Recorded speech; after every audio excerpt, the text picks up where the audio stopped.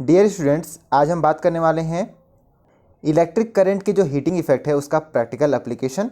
उससे पहले कुछ क्वेश्चंस हम कर लेंगे और साथ में हम देखने वाले हैं इलेक्ट्रिक पावर क्या होता है। इलेक्ट्रिक पावर के बारे में हमने पहले भी डिस्कस करा हुआ है, उसका फॉर्मूला भी हमने देखा हुआ है P=VI। तो उसी को हम आगे थोड़ा सा और एक्सप्लेन करेंगे, आगे थोड़ा सा एक्सपेंड करेंगे और हम यहाँ पर ये देखेंगे कि इलेक्ट्रिकल अप्लायंसेस में वाट करके लिखा हुआ होता है, इतना वाट का है उतना वाट का है, तो वो क्यों लिखा हुआ होता है। यहाँ पर हम ये भी देखेंगे कि जो इलेक्ट्रिकल सर्किट है वो ज़्यादा हीट क्यों नहीं होता है, जबकि हमने हीट का फॉर्मूला देखा हुआ है H=I²RT। तो यहाँ पर रेजिस्टेंस भी है, आई भी है, करंट भी है, तो वहाँ पर हीट ज़्यादा प्रोड्यूस क्यों नहीं होता है। हम ये भी देखेंगे कि बल्ब के फिलामेंट में जो यहाँ पर लाइट प्रोड्यूस होता है वो लाइट ही क्यों देता है, वो वहाँ मेल्ट क्यों नहीं कर जाता है। तो इन सभी के बारे में आगे हम देखने वाले हैं। कुछ क्वेश्चन से हम स्टार्ट करेंगे, लेकिन सबसे पहले यहाँ हम डिस्कस कर लेते हैं जो फॉर्मूला हम पहले से जानते हैं, या फिर यहाँ जो फॉर्मूला हम यूज करने वाले हैं आगे डिराइव करने के लिए। सबसे पहले सबसे अच्छा सा फॉर्मूला V=IR ओम्स लॉ हम यहाँ पर यूज करेंगे। उसके बाद में हम एक फॉर्मूला जो एग्जांपल्स है उसे सॉल्व करने के लिए हीट का यहाँ यूज करेंगे H=I²RT से। और साथ में हमने यहाँ पावर का भी फॉर्मूला देखा हुआ है Power=VI, उसका भी हम आगे यहाँ पर यूज करने वाले हैं। हीट का एक और फॉर्मूला है H=VIT। यहाँ पर सेम चीज़ है ये दोनों, बस यहाँ आप ओम्स लॉ लगा करके इसे ऐसे बना सकते हो या फिर ऐसे बना सकते हो। चलिए शुरुआत करते हैं क्वेश्चन नंबर 1 से। Hello everyone, my name is Kushal Sahu and welcome to your favourite learning channel the science teacher. चलिए स्टार्ट करते हैं। पहला क्वेश्चन कहता है कि इलेक्ट्रिक हीटर का जो कोड होता है वो क्यों नहीं ग्लो करता है जबकि हीटिंग एलिमेंट ग्लो करता है। तो अभी अभी जो फॉर्मूला हमने देखा H=I²RT, इससे हम यहाँ एक्सप्लेन कर सकते हैं कि हीटिंग एलिमेंट जो होता है, जो कोयल होता है, वो कोयल यहाँ पर ज़्यादा रेजिस्टेंस के साथ में होता है, जिसके वजह से यहाँ पर ज़्यादा हीट प्रोड्यूस होता है और यहाँ ये ग्लो करने लगता है। वहीं जो वायर होता है, जो कोर्ड होता है, उसमें काफ़ी कम रेजिस्टेंस होता है, बल्कि सभी जगह पर जो करंट है वो सेम है। ऑलराइट, काफ़ी लो रेजिस्टेंस होने की वजह से ये कोर्ड जो है थोड़ा सा हल्का गर्म तो होता है वो, लेकिन ये जो है ग्लो नहीं करता है। हल्का गर्म इसलिए होता है क्योंकि कुछ ना कुछ एकदम माइनर वहाँ रेजिस्टेंस है, इसी की वजह से। चलिए बढ़ते हैं क्वेश्चन नंबर 2 की ओर में। यहाँ पर कुछ कैलकुलेशंस दिए हुए हैं, यहाँ पर मैं थोड़ा मेथड बता देता हूँ आपको और आगे आप खुद से कैलकुलेट कर लेना। यहाँ पर कहता है कि हीट जनरेटेड को हमें यहाँ पर कैलकुलेट करना है, जिस पर ट्रांसफ़र कर रहे हैं 96,000 coulomb of charge in 1 hour through a potential difference 50 volt. तो यहाँ पर दिया हुआ है 50 वोल्ट के पोटेंशियल डिफरेंस से अगर यहाँ पर हम किसी चार्ज को जो कि है 96,000 कूलम ऑफ चार्ज को हम एक जगह से दूसरी जगह ले जा रहे हैं, तो वहाँ पर जो हीट जनरेट हो रहा है वो कितना हीट जनरेट करेगा। वो भी टाइम यहाँ दिया हुआ है 1 घंटे के अंदर में। तो यहाँ पर हीट जनरेट करेगा इस सर्किट के अंदर में, जहाँ पर भी ज़्यादा रेजिस्टेंस है वहाँ पर ज़्यादा हीट रिलीज करेगा, यहाँ पर ज़्यादा हीट मतलब ये जनरेट करेगा, और जहाँ कम रेजिस्टेंस है वहाँ पर कम होगा। लेकिन हम यहाँ पर फाइनल जो टोटल हीट जनरेट होगा उसे हम कैलकुलेट करने वाले हैं। सबसे पहले हमारे पास में हीट जो है कैलकुलेट करने के लिए ये फॉर्मूला है I²RT। साथ में हमारे पास में एक और फॉर्मूला है जो हमने अभी अभी डिस्कस करा हुआ है, वो था हमारा H=VIT। दोनों में से किसी भी फॉर्मूला का हम यूज कर सकते हैं। यहाँ पर हमारे पास में V दिया हुआ है तो हम इस वाले फॉर्मूला का भी यूज कर सकते हैं, लेकिन यहाँ हमें I और T, ये जो है T दिया हुआ है, I हमें फाइंड करना होगा। ऑलराइट, तो दोनों में से किसी भी फॉर्मूला का यूज कर सकते हैं। मैं दोनों फॉर्मूला के यहाँ पर एक्सप्लेनेशन दूंगा, दोनों फॉर्मूला के तरीकों को यहाँ पर मैं बताऊंगा। सबसे पहला हम चलिए इस फॉर्मूला का यूज करके यहाँ पर देखते हैं। यहाँ हमें सबसे पहले चाहिए होगा करंट। करंट कितना प्रोड्यूस हो रहा है उसे हमें सबसे पहले कैलकुलेट करना होगा, और उसे हम कैलकुलेट करेंगे यहाँ पर चार्ज दिया हुआ है Q और टाइम दिया हुआ है T, उन दोनों से। तो चार्ज और T से हम कैसे रिलेट करते हैं करंट को? करंट को हम रिलेट करते हैं I=Q/T। आई एम सॉरी कि मैंने ये फॉर्मूला आपको पहले नहीं बताया, लेकिन ये फॉर्मूला आपको याद होना चाहिए। करंट का फॉर्मूला है charge crossing area in time T। क्योंकि करंट क्या होता है कि एक जगह से दूसरी जगह अगर चार्ज फ्लो करते हैं तो उसी की वजह से यहाँ पर करंट आता है। तो करंट को हम उसी तरीके से कहते हैं कि चार्ज का फ्लो ही करंट कहलाता है, तो charge flowing per unit time is called current. चलिए यहाँ उस पर मैं ज़्यादा नहीं जाऊँगा, यहाँ पर इसे हम कैलकुलेट करते हैं। चार्ज दिया हुआ है Q, वो है हमारा 96,000, तो हम यहाँ पर 96,000 डिवाइडेड बाई हम करेंगे टाइम जो दिया हुआ है। टाइम कितना दिया हुआ है यहाँ पर हमारे पास में 1 आवर। 1 आवर हो जाएगा आपका 1 multiplied with 60 multiplied with 60। Clear है, क्योंकि हम हमेशा टाइम को ऐसा यूनिट में लेंगे, किसी भी चीज़ को हम ऐसा यूनिट में लेंगे। तो टाइम का ऐसा यूनिट होता है सेकेंड, लेकिन यहाँ दिया है आवर, उसे हम कन्वर्ट करेंगे। तो यहाँ पर आप इसे कैलकुलेट करो, 0 का यहाँ पर कैंसिल हो जाएगा। उसके बाद में ये आपको मिलेगा एक क्वांटिटी, मान के चलते हैं ये 960 डिवाइडेड बाई 36 है, ये 80/3 एम्पियर आ जाएगा, 80/3 एम्पियर। ऑलराइट, जो करंट का वैल्यू हमारे पास में आ गया 80/3। अब V है हमारे पास में, I हम हो गया हमारे पास में, हम R इजीली निकाल सकते हैं ओम्स लॉ से। सो ओम्स लॉ कहता है यहाँ पर V = IR, तो यहाँ पर हम निकाल सकते हैं R = V/I से। ऑलराइट, तो R यहाँ आप कैलकुलेट कर लो।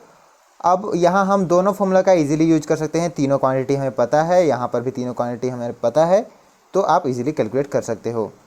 क्वेश्चन नंबर 3 की ओर बढ़ते हैं। यहाँ पर कहता है कि इलेक्ट्रिक आयरन जिसका रेजिस्टेंस 20 ओम है, वो करंट 5 एम्पियर यहाँ पर लेता है, और उसका जो हीट डेवलप हो रहा है उसे हमें कैलकुलेट करना है 30 सेकेंड के अंदर में।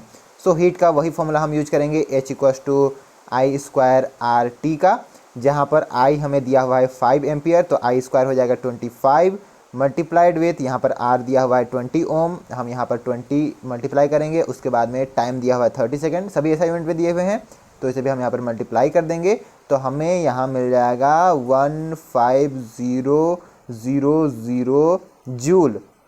ये हो जाएगा हमारा हीट। ऑल गुड, आगे बढ़ते हैं। 12.7.1 स्टार्ट करते हैं। Practical application of heating effect of electric current. तो कहता है कि जनरेशन ऑफ हीट किसी भी कंडक्टर के अंदर में ये तय है, ये होता ही है इलेक्ट्रिक करंट अगर वहाँ फ्लो कर रहा है तब। यहाँ ये कभी कभी अनडिज़ायरेबल रिजल्ट भी देता है, क्योंकि ये जो है इलेक्ट्रिकल एनर्जी को हीट एनर्जी में बिना मतलब का ये कन्वर्ट कर देता है, और साथ में इलेक्ट्रिक सर्किट भी यहाँ पर हीटिंग इशू के वजह से कुछ दूसरे डिज़ायर्ड रिजल्ट ना दे करके कोई अदर रिजल्ट दे देंगे, कुछ दूसरे प्रॉपर्टी में वो कंपोनेंट्स चेंज हो जाएंगे। जैसे कि अगर कोई इलेक्ट्रिकल अप्लायंसेस हैं, या फिर आप कह सकते हो कि कुछ ऐसे गैजेट्स हैं जहाँ डायोड्स का यूज किया जाता है। आगे आप पढ़ोगे डायोड्स क्या होता है। तो डायोड क्या होता है कि यहाँ पर अगर हीट ज़्यादा होता है तो वो ज़्यादा कंडक्ट करने लग जाता है, तो वहाँ पर ये जो है ज़्यादा कंडक्ट करने लग जाएंगे जहाँ पर हम लोग नहीं चाहते हैं, तो यहाँ पर हमें प्रॉब्लम क्रिएट करता है। लेकिन हीटिंग इफेक्ट को हम बहुत सारे यूज़फुल एप्लीकेशन के लिए यूज़ कर सकते हैं, जैसे कि आयरन पर, टोस्टर पर, इलेक्ट्रिक ओवन पर, इलेक्ट्रिक केटल पर, इलेक्ट्रिक हीटर पर। और ये सभी जो यूजेस हैं, ये सभी अच्छे यूजेस हैं जूल हीटिंग के, ये सभी रिलेटेड भी हैं जूल हीटिंग से ही। जूल हीटिंग जो भी हमने यहाँ पर डिस्कस किया, H = I² RT से, वही है जूल हीटिंग का फॉर्मूला। साथ में कहता है कि इलेक्ट्रिक हीटिंग यहाँ पर लाइट प्रोड्यूस करने में भी हेल्प करता है, लाइट प्रोड्यूस भी करता है। जैसे कि इलेक्ट्रिक बल्ब में क्या होता है, एक फिलामेंट होता है जो यहाँ पर इतना ज़्यादा हीट जनरेट कर लेता है कि ये लाइट इमिट करने लगता है, ये ग्लो करने लगता है। तो इसी की वजह से यहाँ पर जो है हम इसे लाइट प्रोड्यूस करने के लिए भी यूज कर सकते हैं। किसे, यहाँ पर जो रेजिस्टेंस है उसे हम यहाँ पर यूज कर सकते हैं, हीटिंग जो होता है सर्किट के अंदर में उसे। तो रेजिस्टेंस ज़्यादा होता है, उसकी वजह से हीटिंग होती है, उसी को हम यहाँ पर यूज कर सकते हैं as a good one, very good one. अगर ऐसा ना होता तो दुनिया अंधकार में जीता, है ना। अच्छा, यहाँ पर जो हम यूज़ कर रहे हैं, जिस मटेरियल का, जो फिलामेंट का हम यहाँ पर यूज कर रहे हैं, वो मेल्ट नहीं करना चाहिए, क्योंकि यहाँ पर इतना हीट रिलीज़ कर रहा है कि वहाँ क्या हो रहा है कि ये प्रोड्यूस कर दे रहा है लाइट, इमिट कर दे रहा है लाइट। तो इतना हीट अगर प्रोड्यूस कर रहा है तो वो मेल्ट नहीं करना चाहिए, ऐसे मटेरियल का हम यूज करेंगे। तो यहाँ पर एक और बहुत अच्छा यूज आपको देखने को मिलेगा एलॉयज़ का। एलॉय क्या होते हैं, मिक्सचर ऑफ एलिमेंट्स होते हैं, मिक्सचर ऑफ मेटल्स होते हैं। यहाँ पर एक टंगस्टन का यूज किया जाता है जिसका मेल्टिंग पॉइंट 3380 डिग्री सेल्सियस है। तो यहाँ पर इसका यूज किया जाता है बल्ब के फिलामेंट को बनाने के लिए। और यहाँ पर बल्ब के फिलामेंट को थर्मली आइसोलेट किया जाता है ताकि यहाँ पर जो हीट एनर्जी रिलीज कर रहा है ना वो लाइट के फॉर्म में ही ट्रेवल करे, ना कि हीट कंडक्ट करने लग जाए। तो यहाँ पर हम इंसुलेटिंग सपोर्ट कुछ कुछ यहाँ यूज़ करते हैं। जैसे यहाँ पर मान के चलते हैं कि ये फिलामेंट्स हैं, तो ये फिलामेंट्स जो हैं ग्लो तो कर रहे हैं, तो हमें इससे हीट नहीं चाहिए, हमें इससे सिर्फ लाइट चाहिए। तो हम इसे सिर्फ लाइट को कंडक्ट करने वाले मीडियम प्रोवाइड करेंगे, ना कि यहाँ पर ऐसे मीडियम प्रोवाइड करें जो हीट को कंडक्ट करके हमारे तक ले आए। ऑलराइट, लेकिन फिर भी हीट रिलीज़ करते हैं। 100% जो है ये आप नहीं कह सकते हो कि हम हीट को अपोज कर देंगे, 100% हम हीट को आइसोलेट कर देंगे, ऐसा नहीं होता है। बल्ब के अंदर में यहाँ पर फिल किया जाता है केमिकली इनएक्टिव नाइट्रोजन और आर्गन गैस। केमिकली इनएक्टिव करने का मतलब वो केमिकल रिएक्शन में कोई भी इन्वॉल्वेशन नहीं दिखाएंगे, और ये जो है फिलामेंट को लाइफ को इंक्रीज़ कर देते हैं। क्या होगा अगर फिलामेंट बर्न कर जाए, फिलामेंट को ऑक्सीजन मिल जाए और ऑक्सीजन मिलने से वो बर्न कर जाए, तो यहाँ पर प्रॉब्लम आ सकती है। वो धीरे धीरे वहाँ पर जो है फिलामेंट का लाइफ कम हो जाएगा। और अगर हम यहाँ पर ऐसा मटेरियल का यूज करें जो मेल्ट कर जाए, तो वो तो बल्ब को ज़्यादा देर चलने ही नहीं देगा, वो जैसे ही ग्लो किया और वो मेल्ट किया वो ख़त्म हो गया। तो यहाँ पर इसीलिए हम ऐसे मटेरियल्स का यूज़ करते हैं। अब जो पावर कंज्यूम कर रहा है जो बल्ब, वो फिलामेंट पावर कंज्यूम करता है, हीट के फॉर्म में वो पावर को कन्वर्ट करता है। और हीट के फॉर्म में कन्वर्ट करता है, इसका मतलब है कि हीट तो वहाँ बन रहा है लेकिन हीट रिलीज़ नहीं हो पा रहा है। उस हीट के एक स्मॉल पार्ट से वहाँ पर लाइट रेडिएट होता है। एक और कॉमन एप्लीकेशन है जूल हीटिंग का, वो है हमारा जो है इलेक्ट्रिक फ्यूज़, जो हमारे इलेक्ट्रिक सर्किट में हमारे घरों के अंदर में यहाँ पर लगा हुआ होता है। ये क्या करता है कि ये हमारे सर्किट को प्रोटेक्ट करता है, हमारे अप्लायंसेस को प्रोटेक्ट करता है। कोई ज़्यादा फ्लो या फिर यहाँ पर बिना अनवांटेड करंट कहीं पर फ्लो करता है, तो वो यहाँ पर जो फ्यूज़ है वो मेल्ट कर जाता है। उसे यहाँ पर कुछ वैसे मटेरियल से बनाया हुआ होता है, उसे सीरीज़ पर कनेक्ट किया जाता है ताकि वो मेल्ट कर जाए, तो वहाँ पर सर्किट जो है ब्रेक कर जाए। इसे मेटल्स या फिर एलॉयस से बनाया जाता है। यहाँ पर जैसे एग्जांपल दिया हुआ है aluminium, copper, iron, lead, etc का। और यहाँ पर ये जो है अगर ज़्यादा इलेक्ट्रिक करंट अपने सर्किट पर देखता है तो वो जो है मेल्ट कर जाता है। और इसके बारे में आपको ज़्यादा पता ही है, ये जो है कैसा रहता है, किस बॉक्स के अंदर में रहता है, किस तरीके से वो लगा हुआ होता है हमारे इलेक्ट्रिक सर्किट पर। ऐसा होता है, यहाँ पर आप देख सकते हो, ये जो है ये वायर है ग्रीन कलर का, आप देख सकते हो ये जो वायर है यहाँ पर कनेक्टेड होता है। यही एल्युमिनियम, कॉपर, आयरन, लेड या फिर कोई एलॉय का यहाँ बना हुआ होता है। और इस पर ये जो है मेटल्स हैं, ये भी मेटल है, और ये कनेक्ट किया हुआ होता है, प्लग किया होता है, प्लग इन किया हुआ होता है। जब हाई करंट यहाँ पर ये डिटेक्ट करता है या फिर हाई करंट जब इसमें से पास करता है तो ये मेल्ट कर जाता है। उसी फॉर्मूला का हम अगर यूज करें तो हमें पता चल जाएगा। जो H का फॉर्मूला था, H इक्वस टू जो आ रहा था हमारे पास में, कितना आ रहा था यहाँ पर आई स्क्वायर आ रहा था, आई स्क्वायर और R और T। तो इसी फॉर्मूला का यूज अगर हम करें तो देख लेंगे कि हीट जो है कितना ये सह सकता है, कितना इसका मेल्टिंग पॉइंट है। तो उस मेल्टिंग पॉइंट को अगर इंक्रीज कर देता है तो ये यहाँ पर ब्रेक कर जाएगा ये सर्किट। अगर एग्जाम्पल के लिए देखें तो एक इलेक्ट्रिक आयरन जो कंज्यूम करता है 1 किलोवाट इलेक्ट्रिक पावर, अगर उसे 220 वोल्ट पर ऑपरेट किया जा रहा है तो यहाँ पर जो करंट ये जो है ड्रॉ करेगा वो हो जाएगा आपका लगभग 4.54 एम्पियर। और ये जो है सर्किट पर जब फ्लो करेगा तो ऐसे सर्किट पर हम जो फ्यूज़ लगाएंगे वो 5 एम्पियर या उससे ज़्यादा का लगाएंगे, यानी कि 5 एम्पियर के आसपास का लगाएंगे, ताकि ये जो 4.54 एम्पियर का यहाँ पर करंट ड्रॉ कर रहा है उसे वो सह ले। अगर उससे कम का लगाते, यानी कि 3 एम्पियर के आसपास का अगर हम लगाते तो ये मेल्ट कर जाता और वहाँ पर आयरन फिर वर्क नहीं करता, वो सर्किट यहाँ पर ब्रेक कर जाता। तो डिफरेंट पर्पज़ के लिए यहाँ पर डोमेस्टिक पर्पसेस के लिए 1 एम्पियर से 2 एम्पियर से लेकर के 10 एम्पियर तक के फ्यूजेस का यूज किया जाता है। चलिए बढ़ते हैं अब नेक्स्ट टॉपिक की ओर में, जो है इलेक्ट्रिक पावर। इलेक्ट्रिक पावर को हम यहाँ पर देखेंगे। इसके बारे में हम पहले से ही जानते हैं, इसका फॉर्मूला भी हम पहले से देखे हुए हैं। ये यहाँ पर रिलेशन है आपका, रिलेशन आपका हीट के साथ में और पावर के साथ में, आप यहाँ पर सीधी रिलेशन देख सकते हो। यहाँ हीट का जो फॉर्मूला है वो है VIT, यहाँ पर टी को अगर हम हटा दें तो ये पावर का फॉर्मूला हो गया। यहाँ पर टी इसीलिए यहाँ पर है हीट के फॉर्म में, क्योंकि यहाँ पर ये रेट को बताता है इलेक्ट्रिकल एनर्जी को, वो कितना कंज्यूम करता है टाइम के साथ में। तो अगर हम यहाँ पर सिर्फ इलेक्ट्रिक पावर की बात करें, पावर की बात करने का मतलब ये है कि उस सर्किट के अंदर में वो कितना एनर्जी वो डिसिपेट कर सकता है, वो कितना एनर्जी वहाँ से रिलीज करा सकता है, बाहर में जो सोर्स दिया हुआ है उस सोर्स से कितना एनर्जी वो खींच सकता है, वो उसका इलेक्ट्रिक पावर होता है। इस इलेक्ट्रिक पावर को हम यहाँ पर ऐसे एक्सप्लेन कर सकते हैं, P = V × I। ये फॉर्मूला हमने पहले भी देखा हुआ है, पहले भी मैंने इसे अच्छे से एक्सप्लेन किया हुआ है, दोबारा एक्सप्लेन करने की यहाँ पर कोई ज़रूरत नहीं है। आप पिछले वीडियो में जाकर के देख सकते हो, क्योंकि यहाँ पर फिर लेंदी हो जाएगा। चलिए आगे बात करते हैं। इसी को अगर हम V को रिप्लेस कर दें IR से तो ये हो जाएगा I²R, और वहीं हम यहाँ फिर से रिप्लेस करें अगर V²/R² से तो हमें फिर ये वाला फॉर्मूला मिलेगा। यहाँ पर I²R हो जाएगा हमारा V²/R, क्योंकि R कैंसिल हो गया, और यहाँ पर I² का यहाँ पर V² और R² का यहाँ पर R हो गया। उसके बाद में अगर हम यहाँ पर जो हमें पावर मिला उस पावर का हम SI यूनिट अगर देखना चाहें तो वो हमें मिलेगा वाट।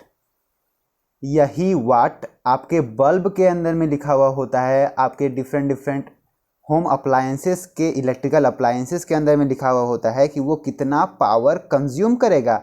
इसका मतलब कि वो कितना एनर्जी उस सर्किट पर फ्लो कराएगा, वो कितना एनर्जी वो लेगा, कितना एनर्जी वो कंज्यूम करेगा। इसी की वजह से पावर जो है यहाँ पर शो किया हुआ होता है वाट के फॉर्म पर। हम यहाँ पर 1 वाट को इस तरीके से एक्सप्लेन कर सकते हैं कि ये पावर कंज्यूम कर रहा है कोई डिवाइस अगर वहाँ 1 एम्पियर का करंट फ्लो कर रहा है और पोटेंशियल डिफरेंस अगर 1 वोल्ट है, तो हम उसे कहें कि वो 1 वाट का पावर कंज्यूम कर रहा है। 1 वोल्ट × 1 एम्पियर = 1 वाट। यहाँ पर जो फॉर्मूला है P का, उससे अगर हम यहाँ पर लिखें इस तरीके से तो ये हो जाएगा 1 वाट = 1 VA। अब आप अगर फिजिकल जो है ओवरव्यू से इसे देखो, आप अगर एज्यूम करो, आपने बल्ब के अंदर में देखा होगा 10 वाट का बल्ब होता है, कोई किसी पे आप कोई होम अप्लायंसेस में आपने देखा होगा, अगर आप इंडक्शन कुकर यूज करते हो तो आप उसमें आपने देखा होगा 2000 वाट तक का होता है उस पर। तो वाट जो है ये काफ़ी स्मॉल क्वांटिटी है 1 वाट। तो यहाँ पर हम जो है किलो वाट का यूज करते हैं, जिस पर किलो का मतलब हो गया 1000 वाट, और अगर यहाँ पर 2 किलो वाट लिखा हुआ है यानी कि 2000 वाट। आगे बढ़ते हैं नेक्स्ट यहाँ पर पैराग्राफ पर। ये यहाँ कहता है कि इलेक्ट्रिकल एनर्जी जो है वो यहाँ पर पावर और टाइम का ये प्रोडक्ट है, क्योंकि हम यहाँ पर बात कर रहे हैं एनर्जी कंज्यूम्ड। तो पावर तो वो उतना ले रहा है, लेकिन कितना टाइम तक वो पावर को ले रहा है उतना में हम कह सकते हैं कि उतना एनर्जी वो कंज्यूम किया हुआ है। यानी कि 1 सेकेंड में अगर वो जितना वाट ले रहा है, उसी तरीके से अगर 10 सेकेंड हो गया तो उस पर वो जितना वाट कंज्यूम करेगा हम कहेंगे कि वो उसने उतना एनर्जी कंज्यूम किया उतने देर पर। तो यहाँ पर अगर हम घंटों तक यूज करते हैं अप्लायंसेस को तो हम यहाँ पर लेते हैं वाट आवर, यानी कि एनर्जी का जो यूनिट है वो यहाँ किलो वाट आवर या फिर वाट आवर से यहाँ दिया जाता है। So 1 kilowatt hour is 1000 watt into 3600 second. यहाँ पर हम 1 आवर को यहाँ चेंज कर देंगे SI यूनिट पर जो है सेकेंड पर, क्योंकि हम ऐसे नॉर्मल यूज करने के लिए हम कह लेते हैं कि 1 किलोवाट आवर या फिर 1 वाट आवर, लेकिन यहाँ हम SI यूनिट में तो जो कैलकुलेशन है वो SI यूनिट में ही लेंगे हम, इसीलिए यहाँ पर कन्वीनियंस के लिए आवर यूज करते हैं। हम ये नहीं कहते हैं कि 1 किलोवाट इन 3600 सेकेंड, ऐसे हम नहीं कहते हैं, इजी हो इसीलिए हम आवर का यूज करते हैं। अब इसे अगर हम कैलकुलेट करें तो 3.6 × 10⁻6 जूल हमें मिलेगा। ये एनर्जी हमें मिलेगा 3.6 × 10⁻6 जूल। आगे यहाँ पर कहता है थिंग्स टू नो में, मोर टू नो में, यहाँ पर कहता है कि आप जो घरों पर बिजली का बिल देते हो वो किस लिए देते हो। बहुत लोग कहते हैं कि चार्ज के लिए हम देते हैं, चार्ज जो हमें प्रोवाइड कर रहा है कोई उसके लिए देते हैं, लेकिन नहीं, हम जो एनर्जी यूज़ कर रहे हैं उसके लिए हम देते हैं। Charge can neither be created nor be destroyed. But energy को हम यहाँ पर कन्वर्ट कर सकते हैं दूसरे फॉर्म पर, जैसे कि इलेक्ट्रिकल एनर्जी को हम मैकेनिकल एनर्जी पर फैन पर यूज कर रहे हैं तो उसके लिए हम प्रोवाइड कर रहे हैं मनी। राइट, यहाँ पर हीट के लिए यूज कर रहे हैं तो उसके लिए प्रोवाइड कर रहे हैं मनी। तो ये हम यहाँ पर यूज करते हैं। चलिए ये सभी कॉन्सेप्ट को फिर से थोड़ा सा अच्छे से यहाँ पर एग्जाम्पल के थ्रू में थोड़ा समझने की कोशिश करते हैं। कहता है कि इलेक्ट्रिक बल्ब कनेक्टेड है 220 वोल्ट के जनरेटर से और करंट यहाँ पर 0.50 एम्पियर है। यहाँ पर बल्ब का पावर कितना होगा। काफ़ी सिंपल है। यहाँ पर दिया हुआ है जो पोटेंशियल डिफरेंस है 220 वोल्ट, यहाँ दिया हुआ है जो करंट है वो एम्पियर, दोनों SI यूनिट में है। यहाँ पर हम इसे जो है मल्टीप्लाई कर देंगे तो पावर हमें मिल जाएगा 110 वाट। ऑलराइट, पावर को हम उसके अपने यूनिट वाट पर लिख देंगे। एग्जाम्पल 12.13 में आते हैं। यहाँ पर कहता है कि एक इलेक्ट्रिक रेफ्रिजरेटर जिसका रेटेड 400 वाट है, यानी कि उसका जो पावर है, पावर रेटेड हुए 400 वाट है, वो ऑपरेट करता है 8 घंटा डेली।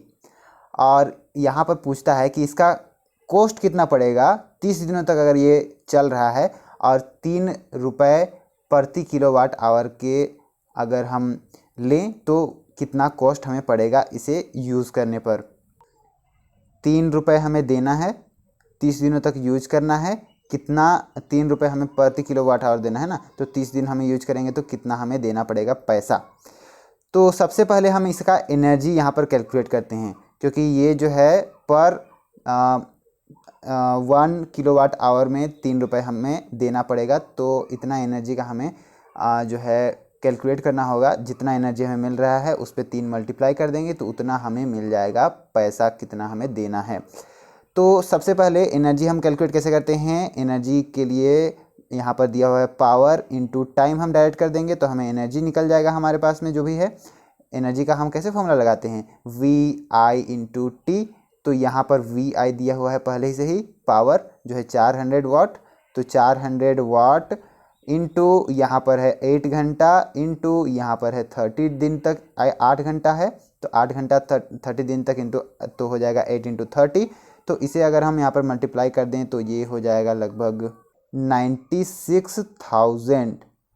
ऑलराइट, तो यहाँ पर 96,000 कहने का मतलब कि अगर किलोवाट आवर में हम इसे कन्वर्ट कर दें तो ये हो जाएगा, किलोवाट में अगर हम यहाँ पर कन्वर्ट कर दें तो ये हो जाएगा हमारा 96 वाट। 96 वाट ये हमें यहाँ पर मिल गया हमारा एनर्जी हमें 96 वाट मिलता है। अब इसे हम मल्टीप्लाई कर देंगे 3 रुपीज़, तो ये हो जाएगा आपका 96 इंटू 3, 288 के आसपास हमें मिलेगा। चलिए यहाँ पर रिज़ल्ट मैच करा लेते हैं। ऑलराइट, सो चलिए बढ़ते हैं क्वेश्चन जो यहाँ पर लास्ट दिया हुआ है, इस चैप्टर का लास्ट क्वेश्चन यहाँ हम देखते हैं। क्वेश्चन नंबर 1 कहता है कि what determines the rate at which energy is delivered by a current. अगर करेंट यहाँ पर डिलीवर कर रहा है तो उसके वजह से यहाँ पर एनर्जी कितना डिलीवर होगा, तो उसका रेट को कौन डिटरमाइन करता है। करंट फ्लो कर रहा है तो उसके वजह से जो एनर्जी डिलीवर होगा उसका रेट को कौन डिटरमाइन करता है, उसे हमें यहाँ पर निकालना है। तो पावर, ऑब्वियस सी बात है, पावर जो अभी हमने देखा, पावर इक्वल्स टू VI, ये जो है रेट को डिटरमाइन करता है कितना पावर यहाँ पर जो है वो कंज्यूम कर सकता है कोई भी इलेक्ट्रिक सर्किट। तो उसका पावर उस पर लिखा हुआ होता है, 10 वाट का है, 240 वाट का है, 1 किलोवाट का है या फिर 2 किलोवाट का है, तो वो पावर उसका डिटरमाइन करता है। क्वेश्चन नंबर 2 की ओर बढ़ते हैं। यहाँ कहता है कि एक इलेक्ट्रिक मोटर जो है यहाँ पर 5 एम्पियर का करंट लेता है एक 220 वोल्ट के लाइन से। यहाँ हमें बताना है कि पावर वो कितना यहाँ पर मोटर शो कर रहा है और वो एनर्जी कितना कंज्यूम करेगा 2 घंटे के अंदर में। तो हम पावर का सिंपल फॉर्मूला जानते हैं, power equals to V into I. इससे हम यहाँ पर इजीली कैलकुलेट कर लेंगे। दोनों V और I यहाँ गिवन है, वो भी SI यूनिट के साथ में। तो 220 वोल्ट मल्टीप्लाइड विथ 5 एम्पियर, ये हमें यहाँ पर मिल जाएगा आपका 1100, यहाँ हमें मिल जाएगा वाट। तो पावर हमें मिल गया 1100 वाट। अब यहाँ हम एनर्जी जो कंज्यूम कर रहा है उसे कैलकुलेट करना चाहते हैं। तो 2 घंटे के अंदर में जो एनर्जी कंज्यूम करेगा तो उसे हम निकाल सकते हैं। एनर्जी इज इक्वल्स टू यहाँ पर जितना पावर कंज्यूम किया जितना देर तक के लिए, उसे हम यहाँ पर पावर इनटू टाइम से हम इसे कैलकुलेट कर सकते हैं। तो पावर है हमारा 1100 और टाइम है हमारा 2 घंटा। तो 1100 मल्टीप्लाइड विथ 2 इंटू 60 अगर हम यहाँ पर ऐसे करें तो हमें मिल जाएगा लगभग यहाँ पर 2600 इंटू 2200 इंटू 3600, ये हो जाएगा हमारा लगभग, ये यहाँ पर हो जाएगा 7920000। तो इसे हम लिख सकते हैं 7.92 इंटू 10⁻6 यहाँ पर जूल। ये है एनर्जी का जो है टर्म, इसलिए हम यहाँ पर जूल लिखेंगे। ऑलराइट, सो आई होप कि आपको आज का सारा कॉन्सेप्ट बिल्कुल क्लियर हो गया होगा। See you in the next video with a new chapter.